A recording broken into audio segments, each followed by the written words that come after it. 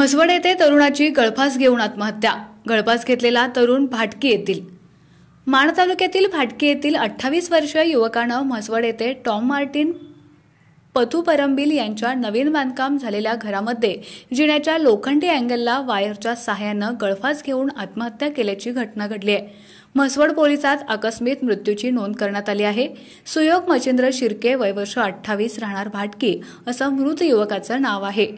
याबाबत म्हसवड पोलिसांनी दिलेल्या माहितीनुसार मंगळवार दिनांक 2 जुलै 2024 रोजी सकाळी 10:30 वाजण्याच्या पूर्वी म्हसवड, तालुका माण, जिल्हा सातारा टॉम मार्टिन पथुपरंबिल यांचे नवीन बांधकाम झालेल्या घरामध्ये जिन्याच्या लोखंडी अँगलला वायर बांधून वायरने सुयोग मच्छिंद्र शिर्के यानं गळफास घेऊन आत्महत्या केली आहे, अशी खबर म्हसवड पोलीस स्टेशनमध्ये मयताचे चुलत बंधू अजित गोरख शिर्के यांनी दिली।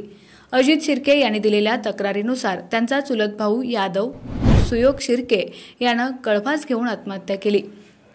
ही घटना मंगळवार सकाळी 10च्या सुमारास उघडकीस आली। घटनेची माहिती मिळताच म्हसवड पोलीस स्टेशनच्या पोलिसांनी घटनास्थळी धाव घेत पंचनामा केला।